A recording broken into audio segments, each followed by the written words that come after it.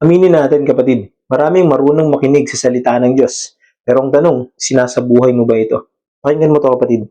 Mamuhay kayo ayon sa salita ng Diyos. Kung ito'y pinapakinggan lamang ninyo, ngunit hindi isinasagawa, dinadaya ninyo ang inyong sarili.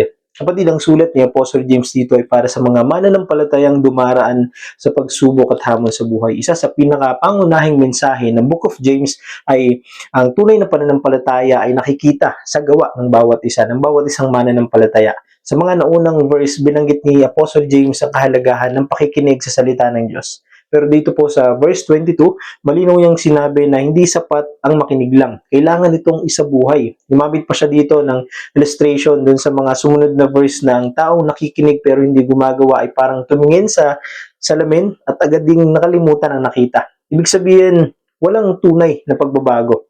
Kapatid, ang salita ng Diyos ay hindi lang para sa tenga, kundi ito ay para sa transformation ng puso at buhay bilang Kristiyano. Ang mga salita ng Diyos ay gabay din natin sa ating pang-araw-araw na pamumuhay. Ito ay biyaya para sa bawat isang nakikristo. Kaya nga po, ang sabi din sa Luke chapter 11 verse 28, mapapalad ang nakikinig sa salita ng Diyos at tumutupad dito. Dahil ang tunay na pagpapala ay dumarating hindi lang sa pakikinig, kundi sa pagsunod at pagsasabuhay ng salita ng Diyos. Hindi lang ito dapat pinapanatili sa ating tenga, bagkus ito dapat ay itinatanim sa ating puso at isipan upang ito ay magbunga ng mga gandang bagay sa ating buhay. At paano mo ito may sasabuhay?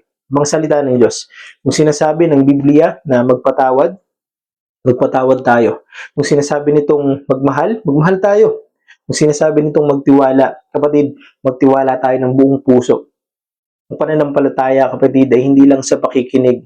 Ito ay nakikita sa paraan ng pamumuhay. Yes, pwede kang maging spiritually informed, but not transformed. At sabi pa ni James doon, kapag nakikinig tayo, pero hindi natin ito ginagawa, nililin lang natin ang ating sarili. Hindi tayo nadadaya ng Diyos, kapatid, kundi sarili natin ang nalilinlang kapag walang pagbabago sa buhay natin. For example, aattend ka ng Sunday service. Makikinig ka ng salita ng Diyos. Pero after service, paglabas mo sa bahay, sambahan, hindi mo naman isinasabuhay ang mga salitang napakinggan mo. Hindi mo naman ito sinunod, hindi mo naman ito ginawa.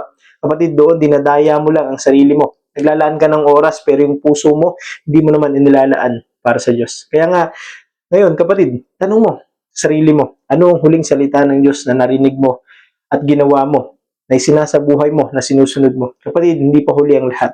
Pwede kang magsimulang muli ngayon. Humingi ka ng tulong sa Diyos na hindi lang maging tagapakinig, kundi maging tagasunod at tagagawa din ng kanyang mga salita. Lumapit ka sa Kanya, magbalik loob ka sa Kanya, at hayaan mong baguhin ng kanyang mga salita, hindi lang ang isip mo, kundi ang buong puso at buong buhay mo. Because real faith is faith that lives. Amen?